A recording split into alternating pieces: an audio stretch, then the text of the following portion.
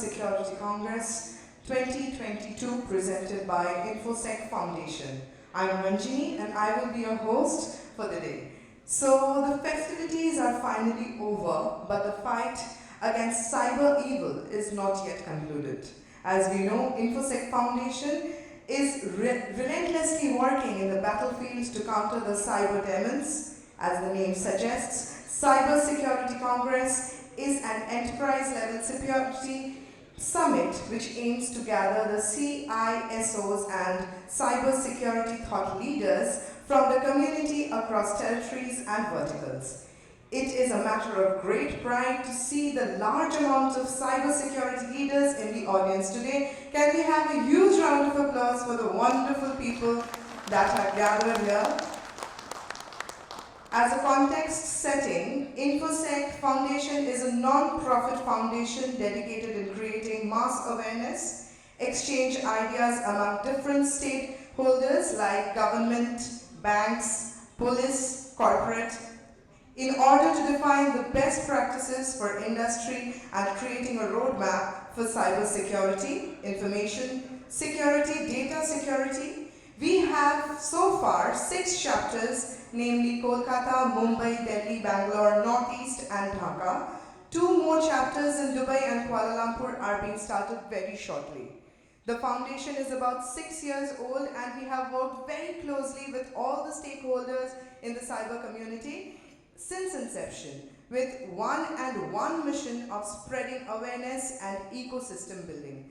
In line with our journey, we are back with our flagship event, Cyber Security Congress, in physical form in 4 cities as pandemic situation is under control. We did similar activities before the pandemic time, which was 2018 and 19, but every time Kolkata has always been a city of consideration because it is our hometown. So we all know October is observed as the National Cyber Security Awareness Month globally. In line with the same, we are concluding our Cyber Security Congress series today here in Kolkata. Other 3 cities have already been covered in the last 2 months. Thank you so much, West Bengal Government IT Department and Cyber Security Center of Excellence to support us in this cause along with all the other sponsors. The theme of the day is New Normal Cyber Security, Emerging Technology, Trends and Adoption. Welcome to the speakers, delegates, partners, colleagues and friends. Now it is the time to start our inauguration session. But before we start off, I would like to share a small piece of information with you. Our chief guest of the day, Honorable Minister in charge for Information Technology and Electronics and Tourism in the Government of West Bengal, Mr. Babul Supriyo sir, has been caught up with some last-minute unavoidable circumstances and will be joining us from the latter half, that is after the lunch break. So we would now start off with our inauguration session, First of all, I would like to invite our special guest of honor, Mr. Hari Kishore Kusumakar, IPS Additional Commissioner of Police, Kolkata. Ladies and gentlemen, please put your hands together as we welcome him on the stage.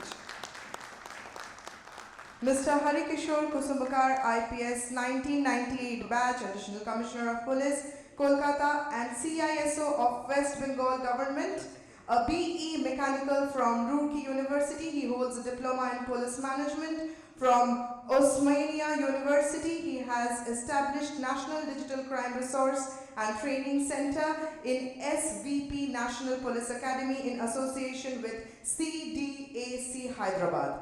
We are humbled to have your presence here, sir.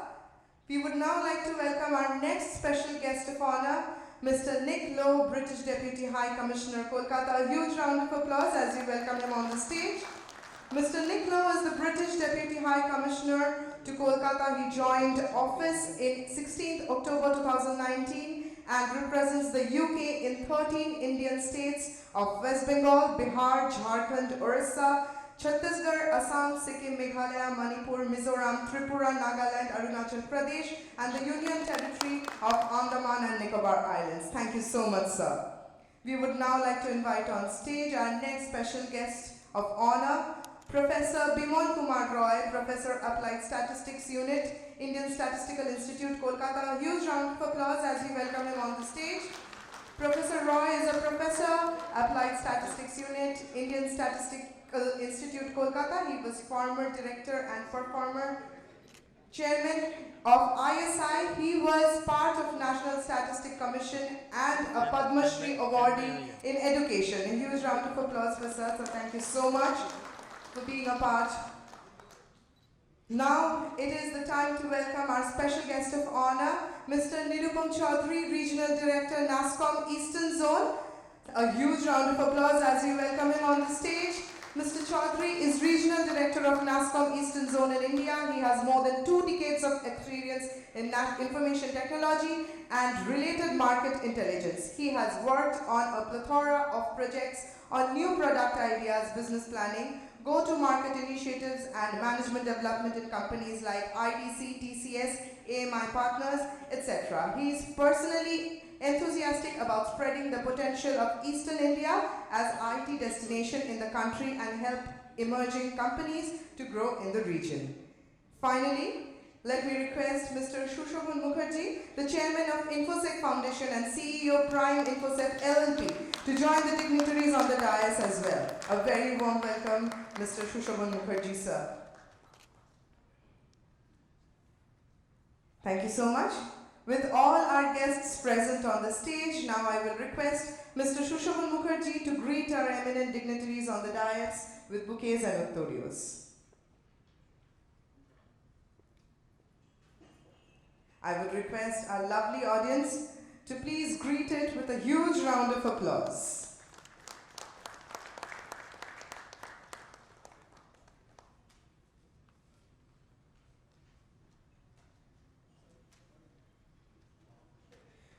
We are felicitating our special guest of honor, Professor Bimal Kumar Roy. A huge round of applause, please.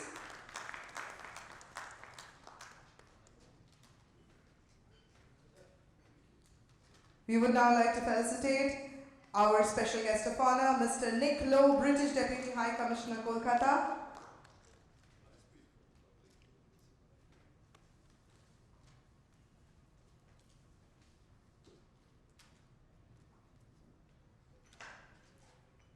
We would now felicitate our special guest of honor, Mr. Hari Kishore Kusumakar, IPS Administration Commissioner of Police, Kolkata.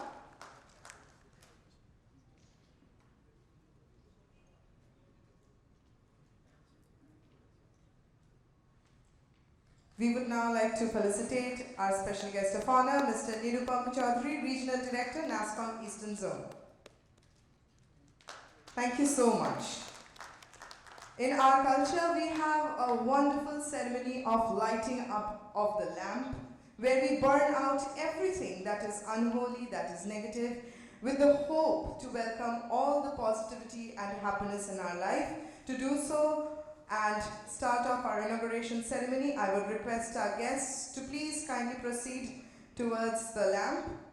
To request Mr. Sanjay Kumar Das, Joint Secretary, Government of West Bengal. Sir, we would request you to please join us for the lamp lighting ceremony. A huge round of applause as we finally inaugurate the day-long Congress of Cybersecurity 2022 organized by Infosec Foundation. A huge round of applause, please.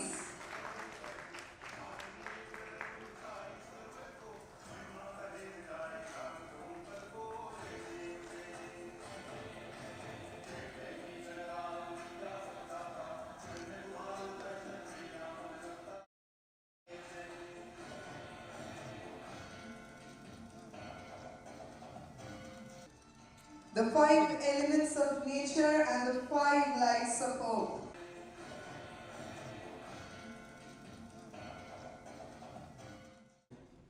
So good morning everyone. Good morning. So I could not hear it. Can we have a little louder? Good morning. Thank you very much. So wonderful morning today, and since many of us are still enjoying the vacation, but still at morning around 10 o'clock, so many people arrived today morning. Is wonderful. So Shubho Vijaya, Shubho Deepavali, Shubho Bhaifota, everything put together. So we are about to end our vacation. So as we said in the beginning, so vacation will be over, but our fight with the cyber demons is not going to over. So this is the domains Infosec Foundation we are working for 6 years. So in my opening remarks, many of you who will be joining us for the first time, I will run through around 2 to 5 minutes my talk. We'll try to sum up what we did, what is our mission, what we have done so far. As we have understood, this is the fourth city kind of a congress. So as the name suggests, so congress, this will be not like any other event, because many of the people keep on asking me one more event, because last time in 26th August I was in Bangalore. So that day there was 2 more cybersecurity summit in the city. So people keep on asking one more summit, what is going to happen, same boarding lectures and all those things. So that's where we are different. So Infosec Foundation, it is not about the event. Definitely today there is an event, we are all joining here, so but it is part of a journey. So as we said, last 2 months we have completed already 3 cities. You can very well see this was our first city in the Bangalore. So every city, like Sanjay Das sir also was there. So interestingly, sitting in Bengal, we keep on complaining, lot of things are not happening. But interestingly, in the cyberspace, lot of interesting things are also happening as well. Like government has taken so many different initiatives. Like once we end up the session, all of you will get a delegate kit, which will be having an interesting cyber hygiene and comic book, which government has created here in Bengal for the mass awareness. So once why I am saying this, once I was in the other cities, not only in Bangalore, in Mumbai and Delhi, every city, we have distributed that books and among all the audience. And they were thrilled. They have not seen the similar kind of, in common man's language, the way the comic book has been driven. So it was wonderful and they have all recognized. So fundamentally, the Infosec Foundation mission comes from here. So we are born in Bengal, but we want to create some kind of cybersecurity hub, cybersecurity cluster from the city. Like me and Sanjay sir, we was meeting in one of the session with Hague people in Netherlands. So they have done some interesting cluster in that country for the European thing. In India, that is still not there. So in a Bengal, if there can be a cluster where all the OEMs, all the providers, all the university, all those things talking about cybersecurity, that can be very interesting. It is nowhere, it is still not there in the country. So maybe from here, along with government, we would like to drive those kind of things. So as you said, 2016 we have started our journey in this kind of forum. Hari Kusumakar sir is here, Nirupam is here. We have started way back in 2016. This was CIA Suresh Neutia. We have done our first conference. Then gradually we did a lot of things, small gatherings, CIO Connect, CTO forums, lot of interesting things for the CIO and CISO community. And then we arrived in 2007, that also in Park Hotel we did a large international conference where Dr. Sanjay Vel, Mr. Brattu Bushu, lot of honorable dignitaries also was there. Gradually we moved on this kind of 4 city kind of series. It was kind of a cyber security symposium. We did it in 2018 and 2019 in all 4 cities as you said. And Kolkata also Dr. Gulshan Rai had come, Dr. Ajit Bajpayee had come. We did some fantastic sessions even in 2018 as well. So gradually our movement not only was limited only in India in these 4 cities, rather we went to Bangladesh as well. So Bangladesh also we did along with lot of interesting things in that city as well. So fundamentally, as we said, this is not an only just an event. With this, all of us put together just starting a journey. So that journey, all of us put together has to take it forward. So with our honorable dignitaries in the dais, Mr. Bimal Roy, Mr.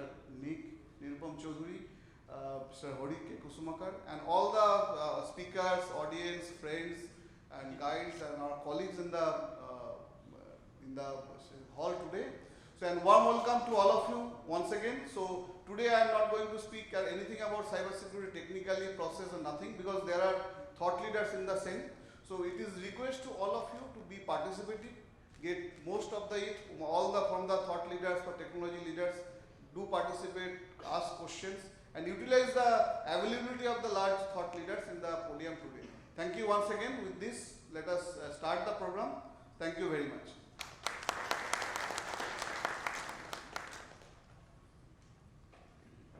Thank you so much, sir, for such a warm welcome.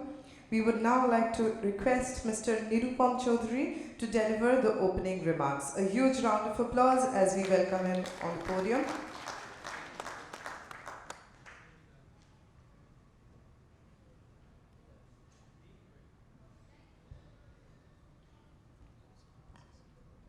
Very good morning, all. It's quite nostalgic actually. Shushaban was mentioning about 2016, and I can see at least Kusumaka sir here. I just was mentioning to him this morning that that was a great start actually. And Shushaban spoke about multiple events in various cities, and some of them become boring, of course. But I guess as many events as we do in this space is not enough.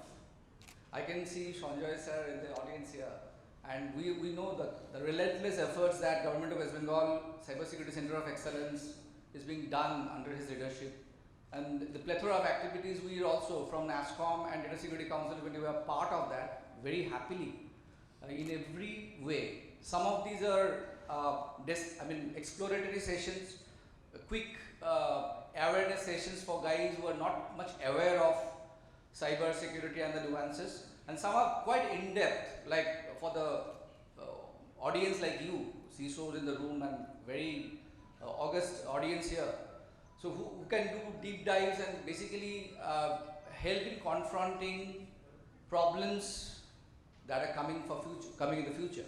So it's a range of activities. It's not just restricted to metros. Of course, Sushoban's the great initiative that Infosec Foundation is doing across India, beyond metros also, it is very important that we take such activities to district levels, to as many nooks and corners of our country, and that is most important.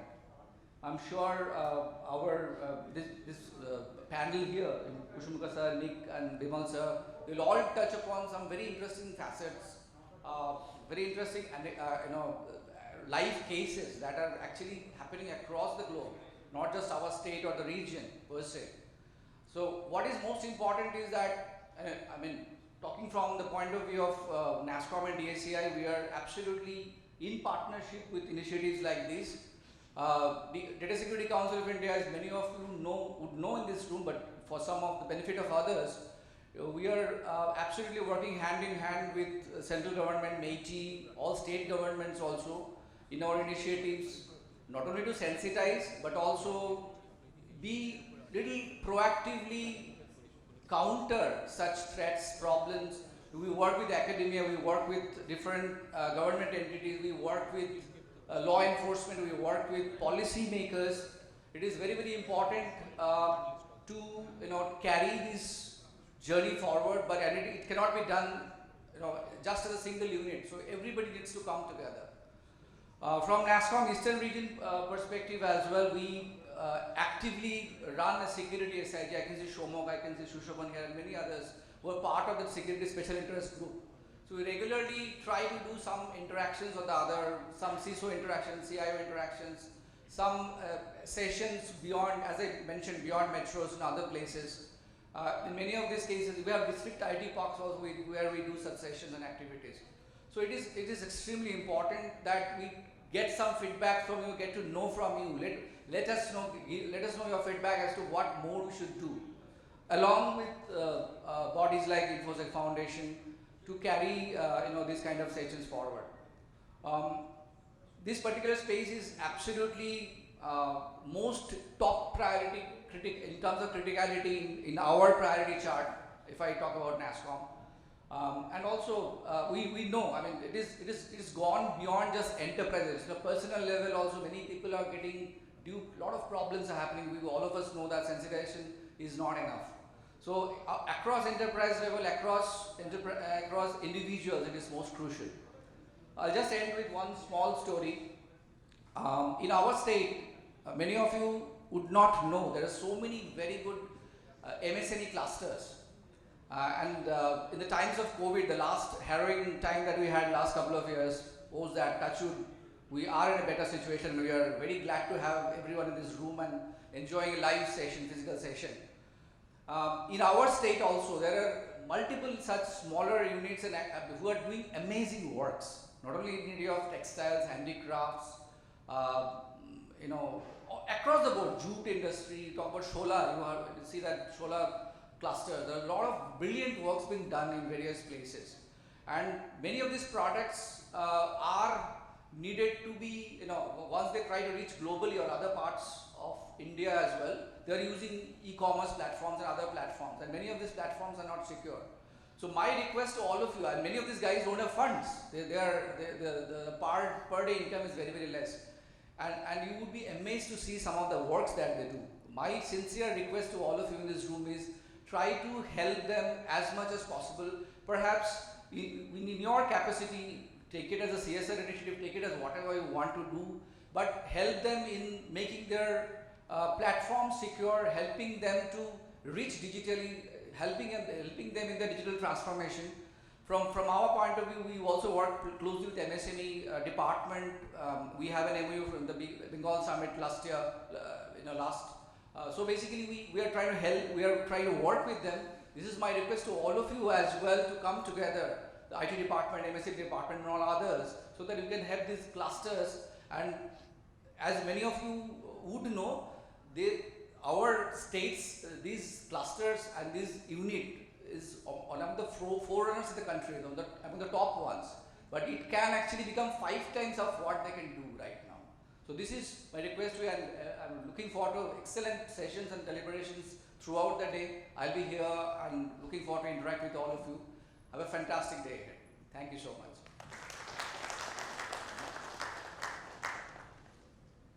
Thank you so much, sir. We would now like to invite Mr. Hari Kishore Kusumakar to deliver his speech. A huge round of applause for him, please.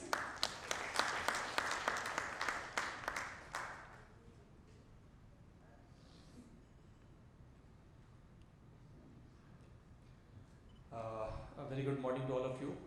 Good morning. Wish all of you a very happy puja.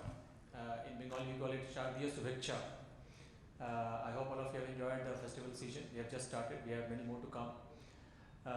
Thank you, Suzaban, for having another such session. It all started in 2016. I remember we attended first such program in, I think, Salt Lake, where Nirupam was also there. Only thing, he's looking much younger than in 2016. Dignitaries of the dais, I just did yesterday. I met Professor Roy for some official work, and nice to meet Nick. I'm surprised to know that he's also a cop. Pleasant surprise. This scenario, this cyber security seminar scenario in Kolkata is not as big as other cities, but then there are few people like Shoshaban who is taking initiative. Now he is going also outside Calcutta. That is also a good thing. I can only say that though the number, in terms of number, has not increased much, the participation, but the quality has definitely improved. I can see the tables are full, and I think they are the serious audience of the subject, and it will be a fruitful interaction with all of you. So as in my intro said, apart from a COP, I'm also assigned as CISO of the state government. CISO in a state government is slightly misnomer, because I'm not a full-time CISO. I'm mostly in the advising capacity. My primary job is policing, like any other cop. We have Sanjay here. We will be listening to him after this inaugural session. He is the one who is leading the cybersecurity initiative from the government side in the state, and in fact, most of the credit goes to him for all these tremendous work he has done in the state. He is passionate about the subject, and you will realize yourself when you listen to him after this session. So, being CISO, I thought I must tell you, all of you, about the government side of this whole initiative and actions what we are taking. We all been interacting, but I'm sure you people have very little interaction with the government side, and the way we have very little interaction with the corporate side. Other than these kind of seminars, we don't have much interaction with each other, and we all working in our own silos. So I thought I'll just give you a brief perspective about how we are doing in the government side. This CISO for the state was notified sometime in 2017. Initially it was given to CID, then by post and started being given by name. So right now I am holding this post for the last 2 years, 2.5 years. CS COE is of course people from Calcutta. I'm sure you must have come across this small, very lean organization, but then they are very, very powerful. They are doing outstanding work. You will realize how much they are doing only when you access and you go to their website. I mentioned the website. Whenever you have time, just go through it. You will find amazing information, and you will come to know how much effort they are putting into it. They have, in fact, with their IT department, they are working under the aegis of IT department, and they have come up with the SOP for handling cyber attacks. It came sometimes in 2019. We have not have had huge breach in the state as of now, but you all know that we all are how much vulnerable we all are. Being if you are from this domain, you will realize that nothing is fully secure in this area. It's a kind of one-upmanship between the cybersecurity professionals and the hackers. Rather, hackers are most times they are more ahead because they have to just destroy something, and you all know that destruction is much easier than construction. So how much risk we carry, all of us, we all know. But then with the grace of God and with the effort of people, we have not had such a big breach as of now. But then we are preparing ourselves as much as possible. State CERT, it's called WBCSIRT, established in 2020. Many of you must be aware about the iCert, that is at or it's popularly called CERTIN, which is a body at the national level. So this WBCSIRT is also on the line of CERTIN. Of course, our job is slightly different because internet is very, very interconnected, and as per the mandate, most of the inputs of breach, everything is given by them. But then we work in tandem with CERTIN and other organizations like NCPICC and all those organizations, and then we are trying to do our bit in the state. We also have cyber crisis management plan. It again prepared by CSCOE under IT department and 2021. We also have incident response team. So as per the policy, we all are supposed to have a incident response team. In fact, we have also notified or identified ISOs, information security officers, and information security technical officers in each of the department and district. So this is the first small step, but very concrete step in the direction of actually building capacity. Otherwise, whom to approach to, who is responsible, who is accountable for the subject or this kind of incident. Nobody knows in the district. We all, and despite the fact that we are all using technology so much, even the government of India and the state also, we have so many digital initiative in the state so far. In fact, I left the state somewhere in 2011. I went to NPA on my central deputation. I came back in 2016, and these 5 years there was huge development about digital initiative in the state. So many things. In fact, IFMS we have now. We have in fact in 2011 we didn't have even the salary being paid through banks. Very few people like me have taken initiative to pay salary through banks, but in spite of the government order. But it was implemented later, and now almost everything is on digital platform. Most of the payment are done through grids platform, and receivable also done online. So the more and more technology we are using in the government, we are becoming more and more vulnerable, and we need to harden our IT infrastructure. So the background was that in 2013, Government of India came up with this national cybersecurity policy. They laid out basic functions of this policy, like creating ecosystem and all these things, and how to proceed. And though everything has to be done at the state level, but it was the document was very, very useful, that in the sense that it gave us policy framework, how to start and how to operate. So then in 2017, in fact, they also asked, or rather given a mandate that 10% of the IT budget will be spent on IT security. That was something new. We're still not doing it religiously in all the departments because the capacity, how to go about it, how to do it, who are the people to approach to.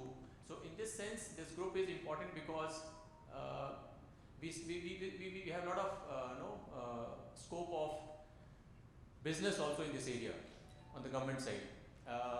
The main problem is not the intent. The main problem is whom to look forward to for the solutions, how to implement, what to implement.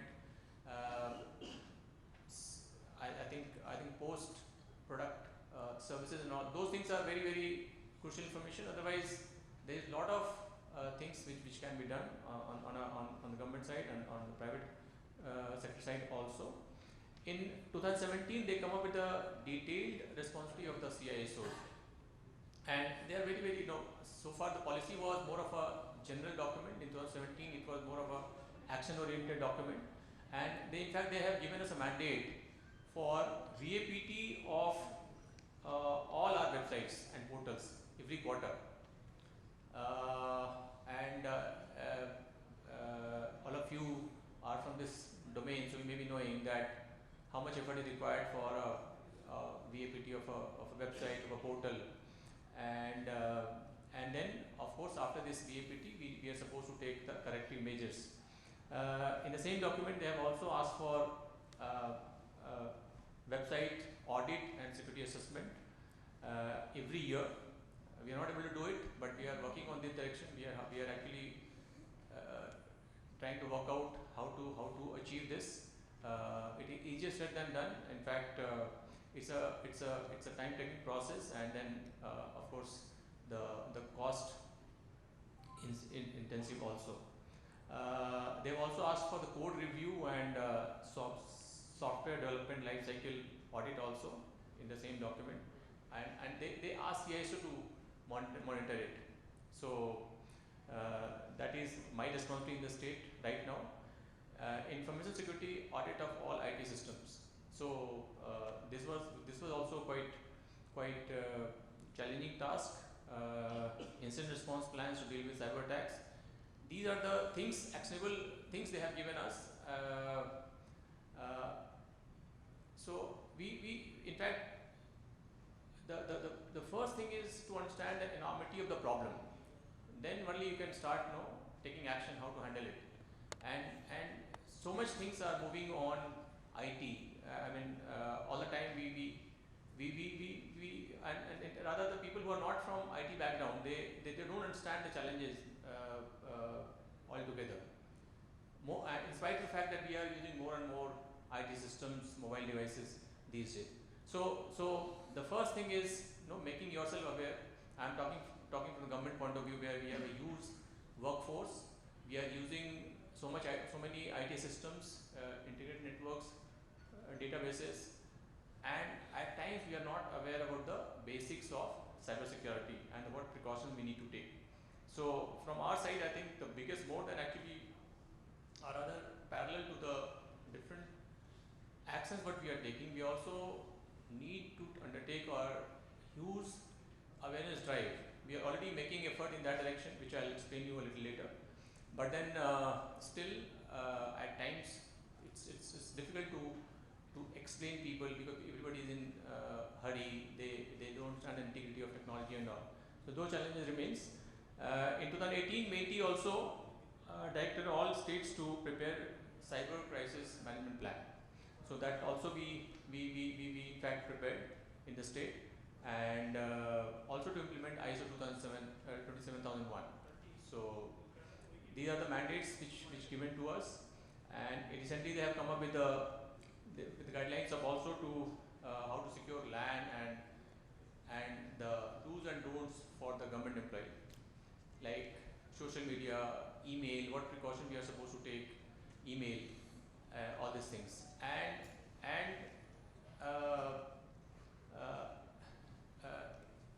unless you know the basics of cybersecurity, then you don't realize that whether a simple email can also be a kind of can lead to a security breach. So and how, if you understand how part of it, then you will realize that why we should be doing it, and no more you will be people will be more aware about the actual challenge, why it's being forced on. So I'll just brief about CSQE, what they are doing it in the state, because they are the only organization or the lead organization working in the state in this domain. So they have already conducted more than 15,000. In fact, if you go to their website, you get the real time data. They have already conducted, trained 15,000 plus government employees on the job. They trained actually on the job. They are trained in cybersecurity. They are focusing on the police personnel in a big way, and they have different kind of courses for the cops. We call it FRT, that is first responder training, and secure coding. They have trained more than 500 police officers so far in Kolkata and outside Kolkata also. So they are focusing for the whole state. In fact, now we have I don't know how many of you are aware, we have almost 35 cyber police stations in the state. One cyber police station in every police district we have, and though we don't have much manpower associated with those cyber police stations, but still it is a good beginning, so that at least people can report the cases, and then we are also learning, we are training our people, we are adding more people to the cyber police station, and in fact the challenge is that the investigation of cybercrime, we have a lot of dependencies on other agencies. You might have come across that Google is in fact fined twice in last 1 week, and we have been dealing with all these IT giants for last so many years. We are so much dependent on these IT giants for the basic data, basic IP. You all know the IP is the only identity of a user on internet, otherwise user is anonymous. So, and we don't have any other way other than those IT services providers, big IT service providers, to provide the IP data. So wherever we have dependency on these big IT people, mostly in fact Google and all these, Facebook and all big people, they are not based in India, in a sense that they don't have a corporate office in India. They claim themselves as a US based agency, though they have so much business in the country. In fact, Facebook, WhatsApp, because of the sheer number in India, we other than China, we are the biggest, most populated country, and China have not allowed these big people to operate, Facebook and all. So by just number, India is the biggest market for all these IT companies, and they are making lot of revenues also. In fact, earlier when you used to play YouTube, you might have noticed that there are not so many ads coming. Now you can't watch a YouTube of 15 minutes without, let's say, 30 seconds of ad. And if you watch a longer video, you'll have every 10-15 minutes there will be a kind of commercial break. So, and all these are actually giving big revenue to Google. So what we are saying is that they should have more presence to help law enforcement agency in the country. That is very, very important. In fact, just last week only the Google team came to us and we interacted with them. There are only 4 or 5 people in the country. Can you imagine the kind of services they are giving to the country, and only 4, and these 4 or 5 people also don't have much authority, in the sense that they are only here to liaise with their main team. They may be in US, they may be somewhere else for providing the data in case of we require for investigation purpose. So this is a challenge, and I just explained to you about Google. The same is what all big social media giants. They don't have many people based in the country whom we can actually approach to in case of any help. Since these are new, so their legal framework also has not strong enough to deal with these people. For example, in fact, the recent example is, let's say, this Iqbalpur rights. There were lots of exaggerated, fake or false reports were circulating on YouTube or social media. It was in my area, so I visited that area. We know what has happened there. We were taking all actions to contain the violence, but then social media handling was much more difficult than actually handling the ground level people, because the ground level people are, let's say, maybe maximum 1 lakh in that vicinity. Here the videos are circulating all over the country, maybe all over the world, and you know what people are making out of these videos, you never know. And but then when we start legal no, by the time and some of this portal have no, lakhs of followers, or rather millions of followers. So by the time, even if it is blocked and restricted, the damage is already done. So the social media, the way it operates, we need to be very swift and quick. So unless we get a firm support by these IT service provider, the law enforcement will be very difficult. We are trying to find ways. We are issuing notices as and when required, and I hope in the time to come, these big IT people are more responsive to the needs of law enforcement agencies in the country. So they have also trained this new recruits. They are kind of awareness, and it's a good step, because from the very beginning, all the cops from the constable above, they needs to aware. Now Voice IT is important because even in my last, I joined the service in '98, and it is 24 years in the service now, and the crime scenario has changed substantially. Earlier we used to talk about one or two, kind of, we didn't even talked about digital evidence before IT Act came in 2000 and then amended in 2008. But these days almost every investigation leads to a digital evidence, leads to a digital device.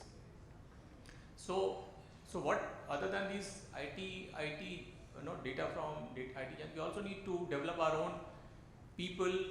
We have to have tools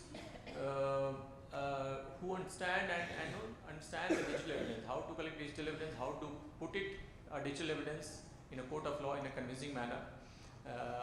These days judicial officers are also being given sensitized or trained on digital evidence, and police people, prosecutors, we all are sitting together. I was in NPA. In fact, I myself conducted a lot of training where prosecutors, judicial officers and police officers sitting together and discussing digital evidence.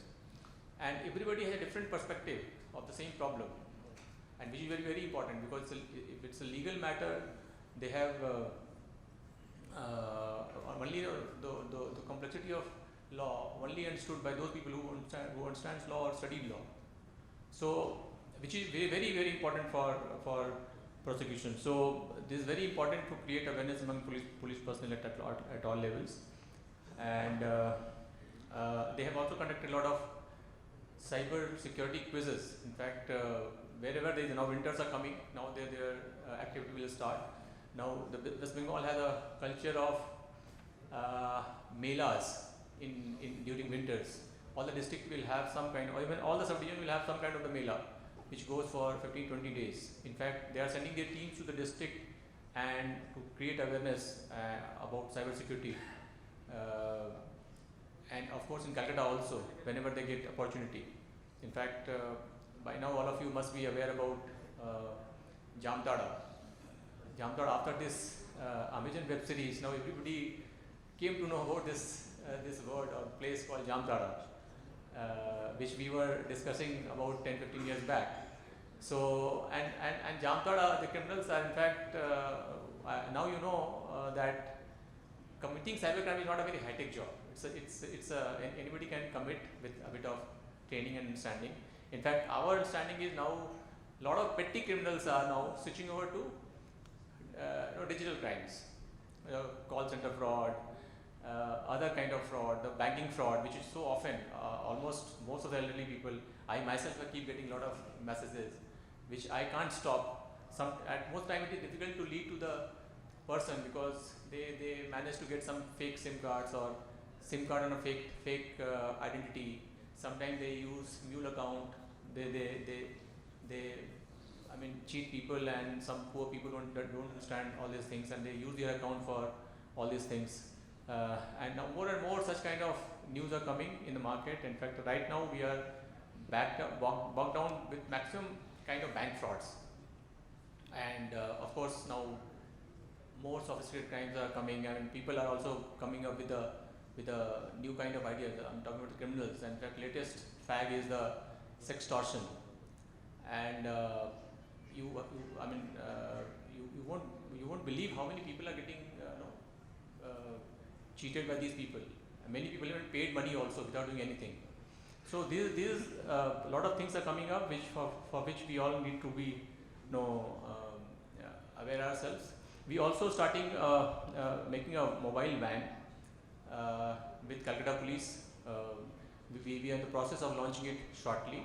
We will have a mobile van where we'll have kind of cybersecurity awareness material and people which will keep on moving in the city, maybe in the suburbs. And they also have a security operations center. So we have a data center of our own now, which is hosting lot of citizen-centric services, which they have to secure. So that is SOC, and it's being done quite professionally, which I visited sometime 2 years back, I believe. And they are also running a digital forensic lab for CID, which is actually helping in analyzing digital evidences. They have to coordinate with central agencies also, and the cyber police station, and of course R&D, which is an ongoing process. We all know the challenges. We all understand. I think the biggest challenge is the convenience.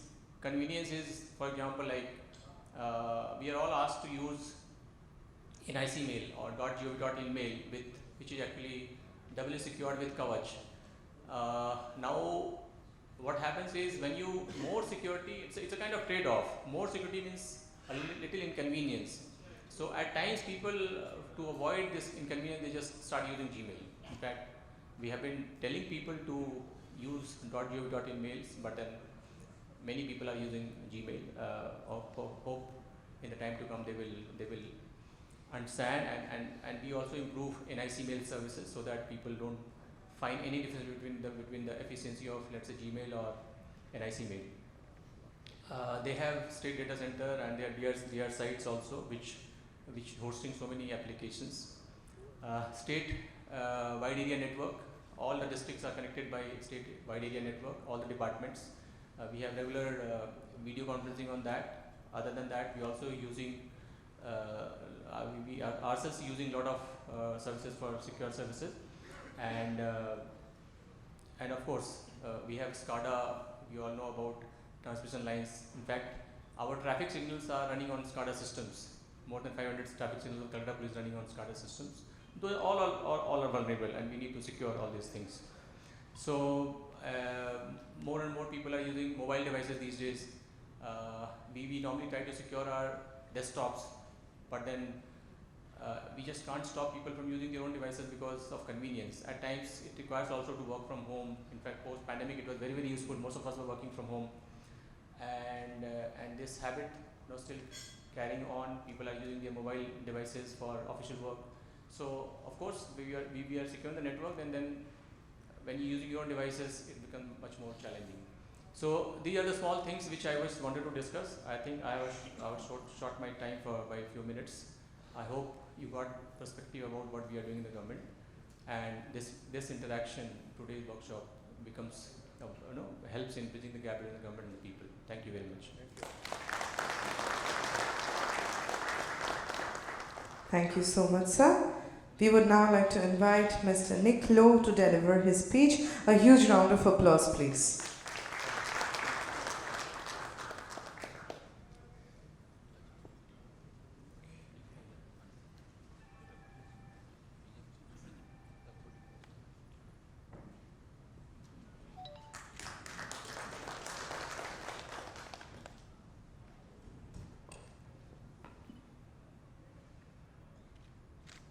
The Namaskar, namaste, namaskara, salam alaikum. Very good morning to all of you. Good morning, distinguished colleagues on the dais.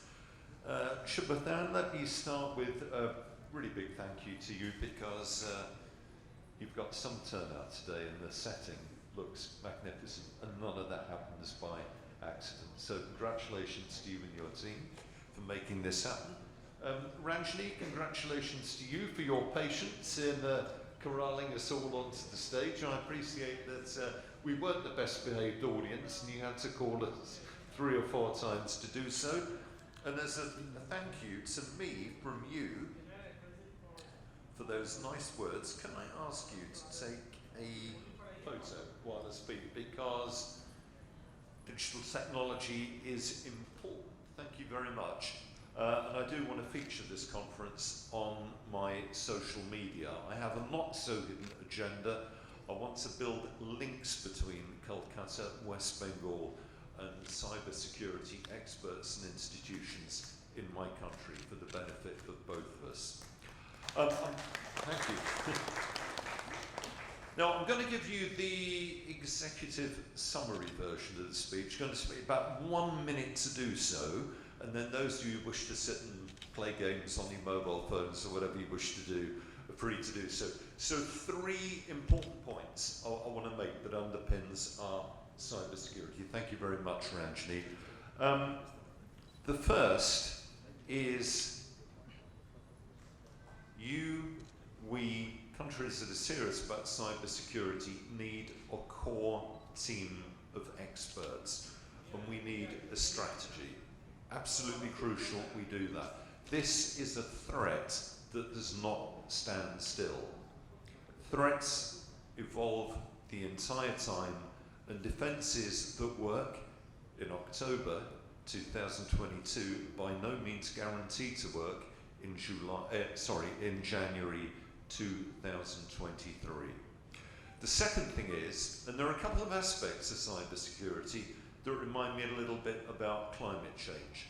Cybersecurity only really works if you have a whole of society approach to it.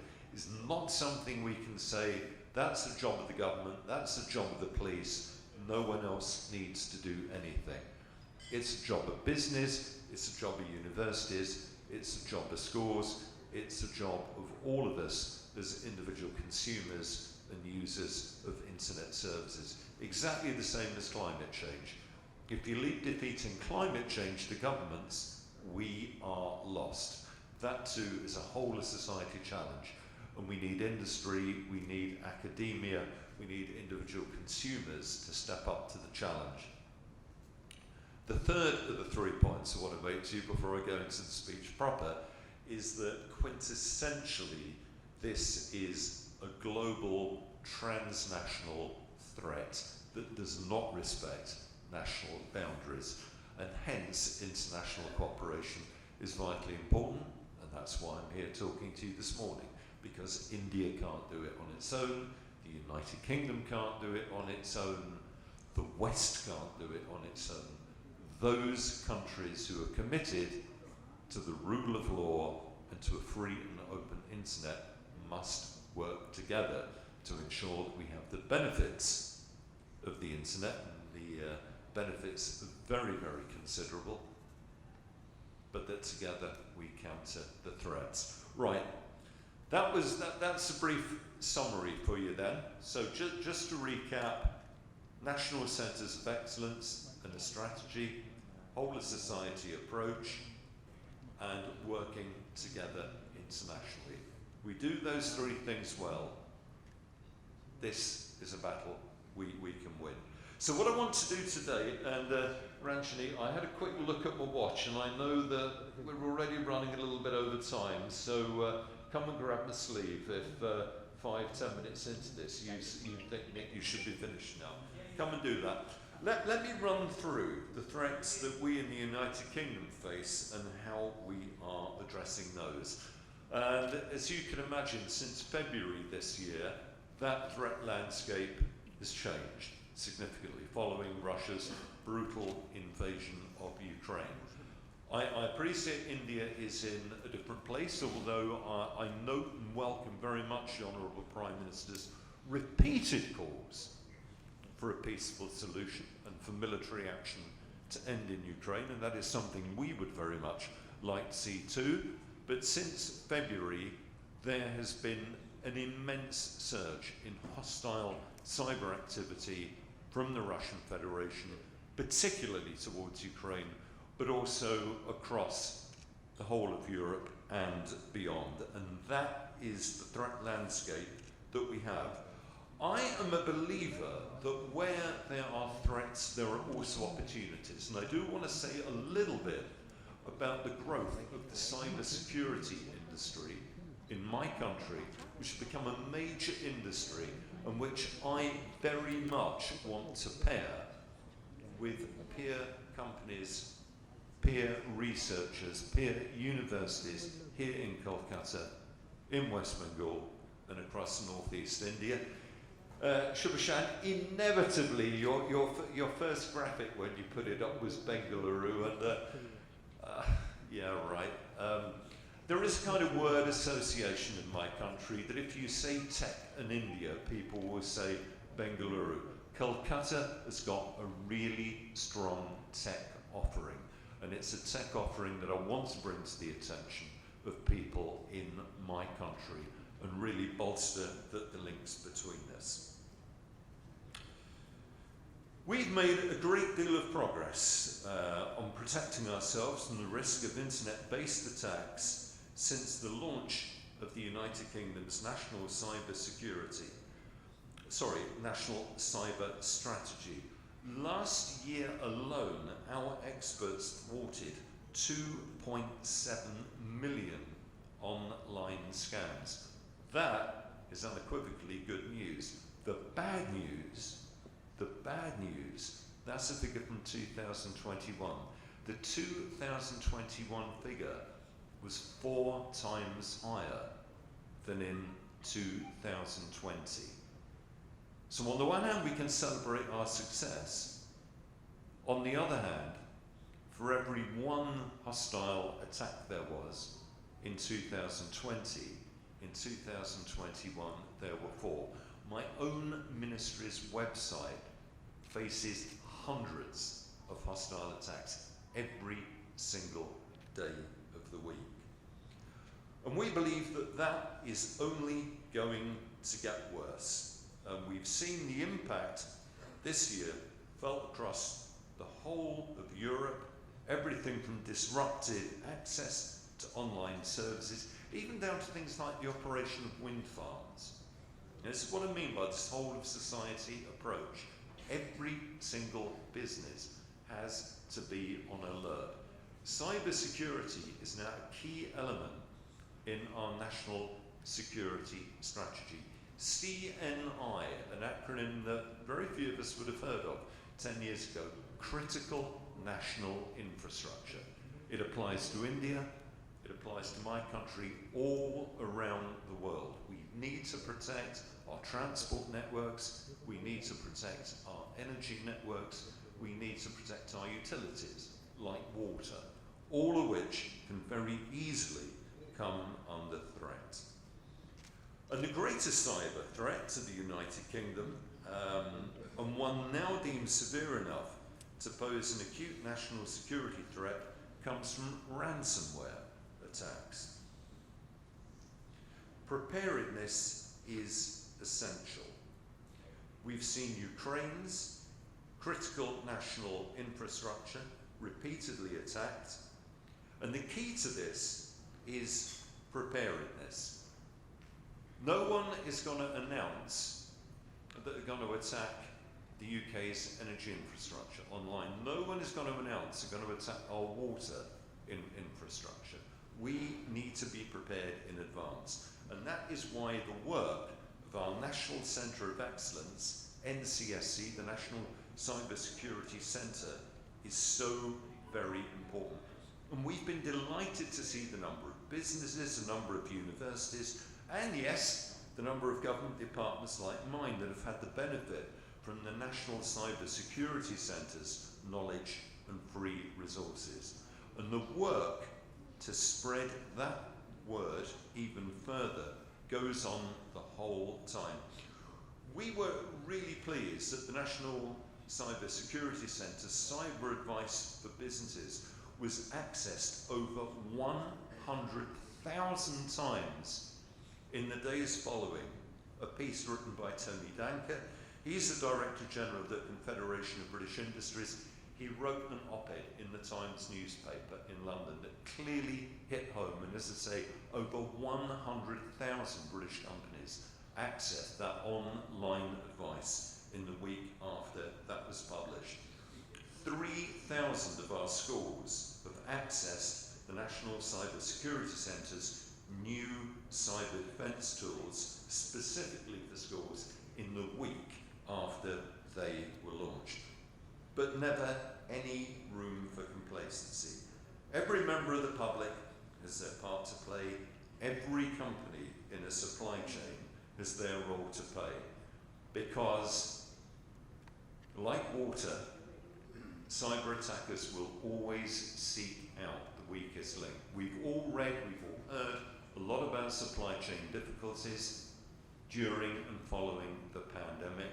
And believe you me, that applies in spades when it comes to cyber attacks. And that is why this really is a whole of society effort. And it's one reason why conferences like the one we're at today or our own Cyber UK conference are so important. A wonderful opportunity to channel the expertise, the enthusiasm, and indeed the enterprise across government, across businesses, across universities. But for me, this is also a wonderful opportunity to shine a light on the national success story that our own digital and cyber has become in the United Kingdom. We are absolutely determined that the United Kingdom will remain a world leader in innovation, gaining a digital education, and ensuring a safe, open, and reliable internet. And that is at the core of our national cyber strategy. It doesn't come for free. My government has put £2.6 billion of funding as a statement of our intent. I always struggle at converting British money into Indian money. I think £2.6 billion is something like 20 lakh crore rupees. We're talking big money, big investments, but it is worth it. Let's put the scale of this threat into another little analogy. 25 years ago, one or two of you in the room will remember 25 years ago, that was the year when Deep Blue beat Garry Kasparov, the world chess champion, in a game of chess. It had never been done before, the first victory of a machine over a chess world champion. Back then, the Deep Blue project cost $100 million. The computer weighed 1.4 tons, and it had two 6-foot towers. So two towers, my height, each 5 inches wide. Compare that to today. Compare that to today. I'm looking for my mobile phone. There it is. Today, you've got as much processing power in that mobile phone as you had in that 1.5-ton computer 25 years ago. Such is the speed of progress. Digital technology has grown out of all recognition. It has, to use the buzzword, democratized threats, but it's also playing an important role in our future growth, and there are huge economic gains to be made here. The cybersecurity sector in my country contributed £10.1 billion to the UK economy last year and attracted well over £1 billion in investments. Last year alone, 6,000 new jobs, and we employ 52,000 people across that sector. And one of the great things about cybersecurity is because quintessentially it is mobile, quintessentially it's available anywhere. This is an industry that we have seen spread outside London. Part of my government's policy, we call it levelling up, is to move prosperity to move the really high GVA, gross value added jobs, outside London in the southeast where they're concentrated. And I'm delighted that we've seen cyber security clusters springing up in Wales, in Scotland, the northwest of England, the East Midlands, and I suspect not many of you will know this, in Belfast in Northern Ireland. Belfast has become a global centre for cyber security startups. Why? Because the two universities in Northern Ireland, Queen's University Belfast and University of Ulster, specialise in cyber security courses. And all the big companies from Silicon Valley have now set up in Belfast. Why? Because they can source very, very highly talented university graduates to an extent they cannot do anywhere else. And we want to see more and more startups like that. Thank you for that, Rajni. Let me just take a quick look through this, the rest of the speech. Legislation is clearly important. We are establishing an online harms bill, and we are also establishing legislation under our Telecoms Security Act that will create legal responsibilities to telecommunications companies that don't maintain minimum levels of cyber security. I'm afraid voluntary codes of conduct only go so far. Sometimes you do need to hold people's feet to the fire and say, if you don't comply with the minimum standards, then you will face consequences. Let me now draw this to a close, as I must, by saying that cybersecurity was specifically mentioned by our respective Prime Ministers, the Honourable Narendra Modi and Boris Johnson. Some of you will remember him from last year, when they established the UK-India 2030 roadmap.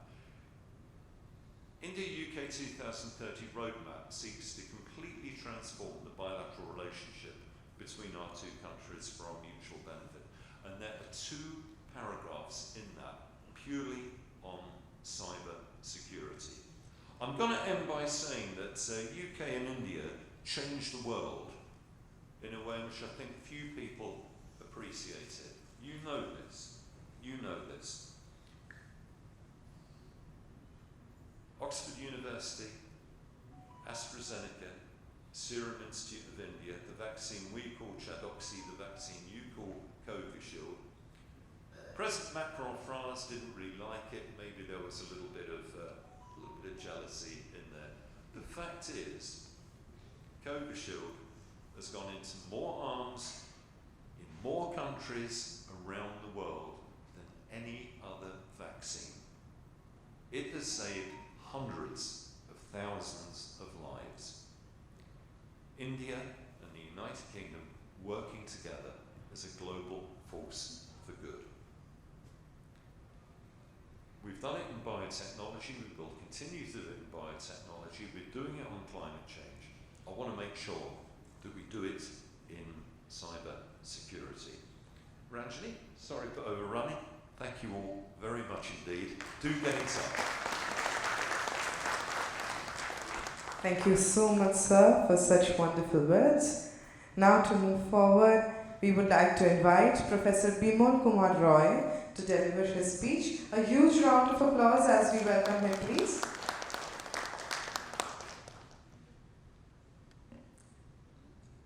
Dignitaries on the dais and other participants.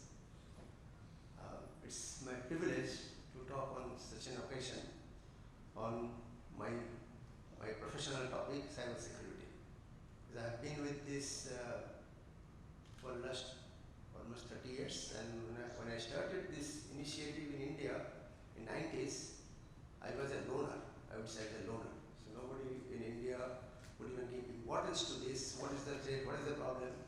But anyway, now it is all over, and I feel very happy about it. And since Mr. Nick Lowe mentioned about Indo-British initiatives, so let me start my talk with a very specific initiative.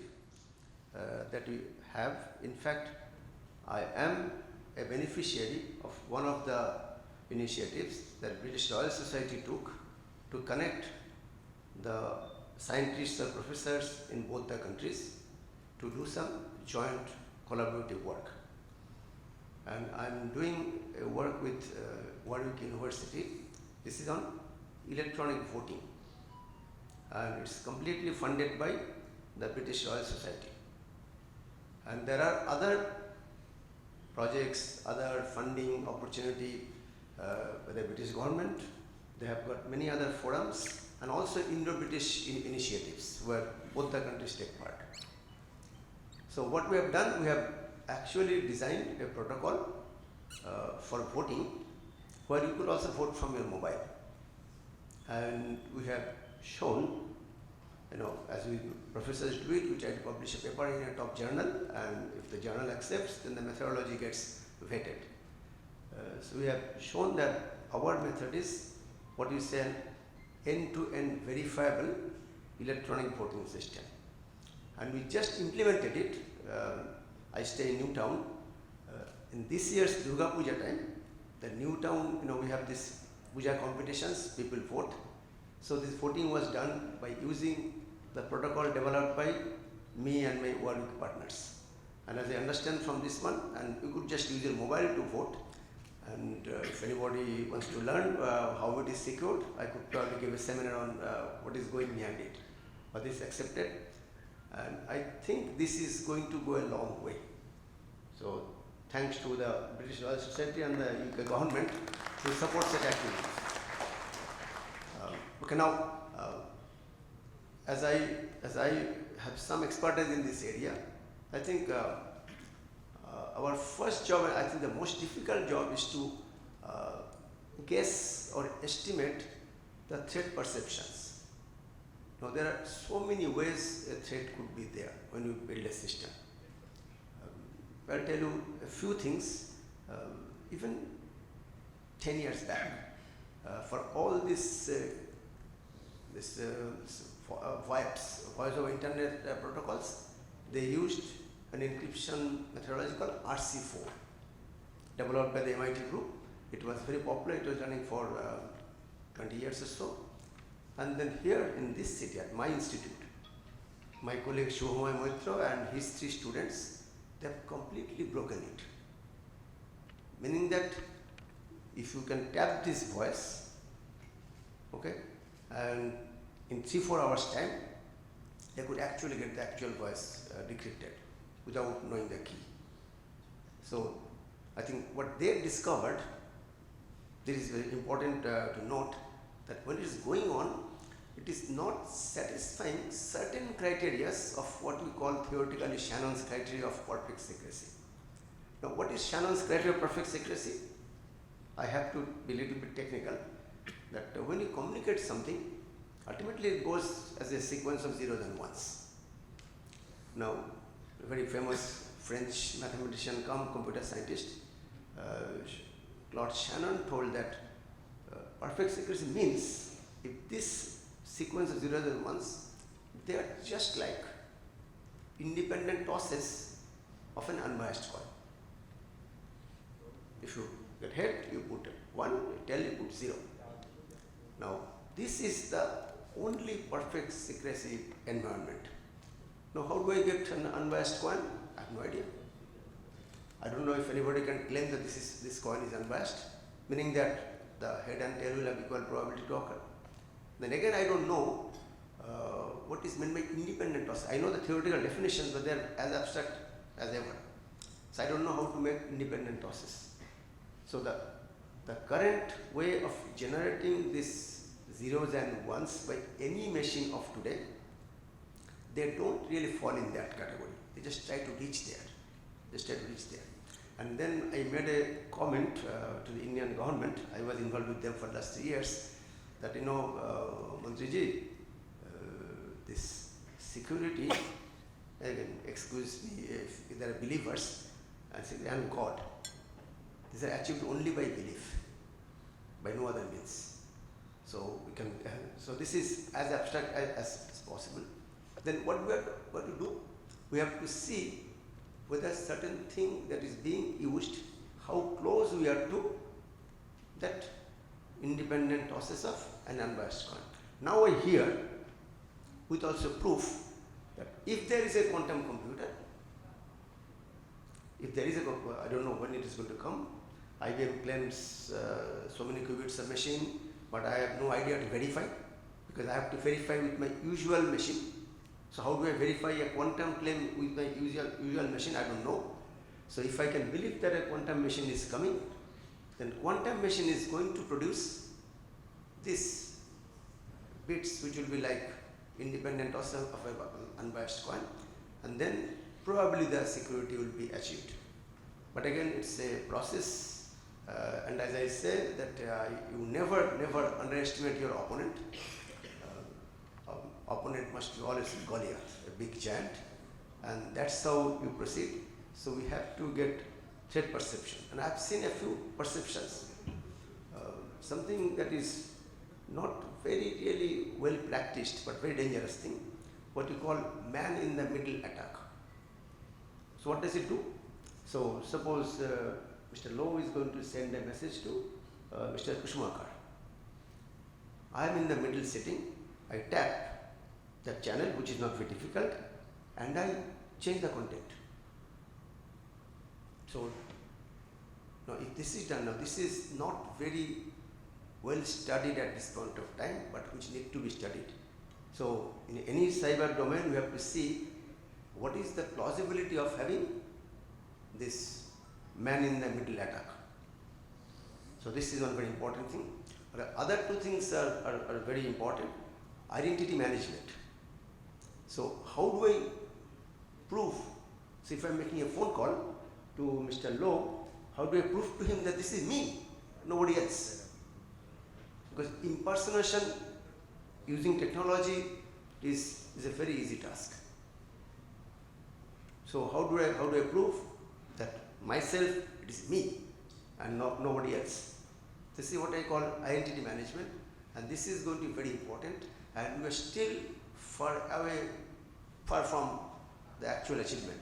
We have been using, even internationally using, there's something called a new technology called zero knowledge protocols, which is not really practiced by the industry too much. It's still at the theoretical research level. But zero knowledge protocols, if implemented appropriately, hopefully will resolve this identity management. And the last point I want to make is the issue of privacy.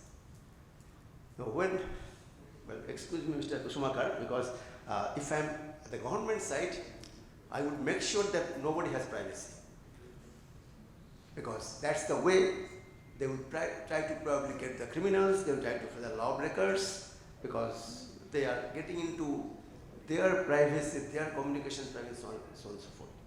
But again, as a citizen, so when I'm working for the government, I try to help them the other way, that how to identify, that means break the privacy. But when I'm as a citizen, I want to make sure that my privacy is preserved. Right now, I'm studying a document by Reserve Bank of India. They have sent me to a review. So they are going to launch very near future this e-rupee or the digital rupee.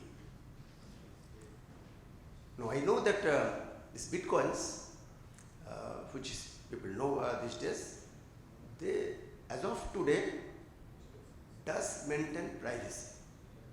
So, so if I am buying half Bitcoin from somebody else, everything goes on the cyber domain, and it's at this point of time not possible to find out who is transacting with whom and what is the content of the transactions. That's very safe. But again, as I said, nothing is safe. I studied that Bitcoin protocol. They use the elliptic cryptography for public key cryptography, this public key paradigm, and they use the SHA-2 hash function for anonymizing. Now SHA-2 has been actually broken by a Chinese group. So is SHA-2 very pertinent? So I think US government already took initiative on that, and they have replaced SHA-2 by now SHA-3. And I don't know if any of these cryptocurrency networks, they use SHA-3 instead of SHA-2 for anonymizing. So things are not that safe anyway. So privacy is breached, and I would like to make sure that my privacy is not compromised, even by the government. So I'm studying this document and trying to see what is there in this digital rupee document by RBI, and I'm trying to make sure that my privacy is preserved. Okay, thank you.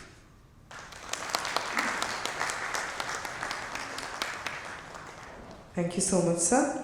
We would now like to take this opportunity and request Mr. Shushabhan Mukherjee to hand over the memento to all our inaugural session speakers one by one.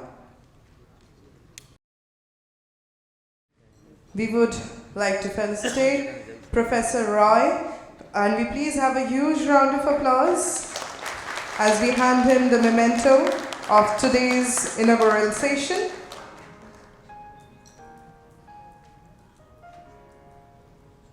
We would now like to take this opportunity to felicitate Mr. Nirupam Chaudhary, the Regional Director, NASSCOM Eastern Zone. A huge round of applause, please.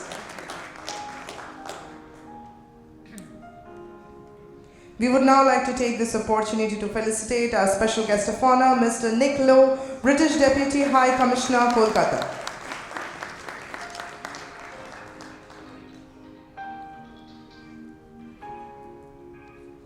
We would now like to take this opportunity to felicitate Mr. Hari Kishore Kusumakar, IPS, Additional Commissioner of Police, Kolkata. A huge round of applause, please. Thank you so much, everyone.